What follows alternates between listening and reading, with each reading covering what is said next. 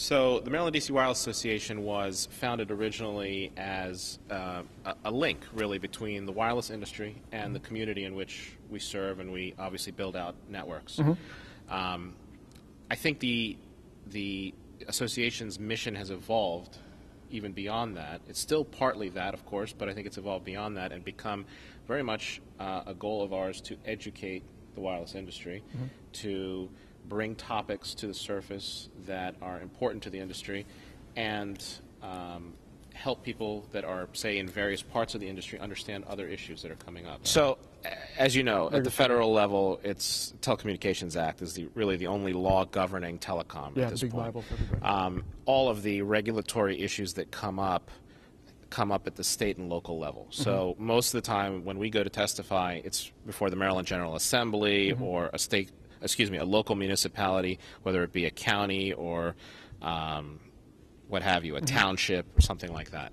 As far as federal goes, like I said, we do have connections to the FCC, but they're not necessarily in terms of driving policy. Well, one thing we found is that in most cases, speaking in generalities, the larger jurisdictions, the larger cities, they at least have an established process and protocol for going through it. And it may be difficult, and they may have larger hurdles to jump over.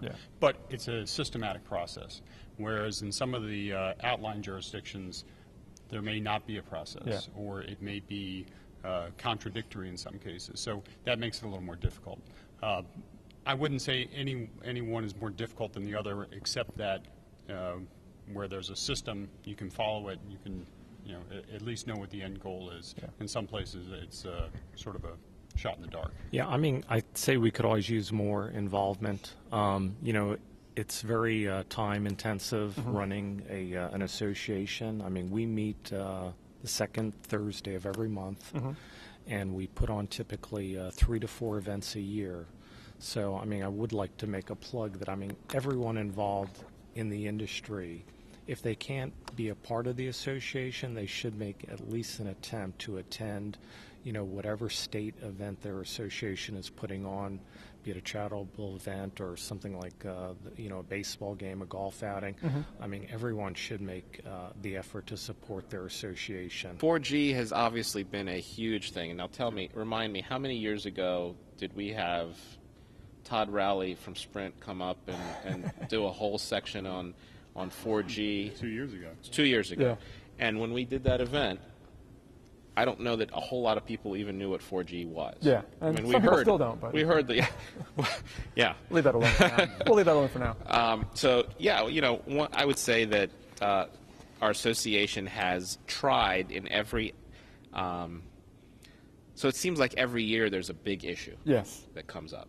8-hour battery backup, 4G, and then all of a sudden we have shot clock, and this year who knows what it'll be. But every year there seems to be something that we try to stay on the forefront of as an association and have a event that covers it. And I've worked in this market, in the Baltimore, Washington market, since 1995, and have seen the progression of all the different carriers, and it's good. We like that the mobile broadband has brought out a need for more capacity, and we keep going back and touching sites over and over again.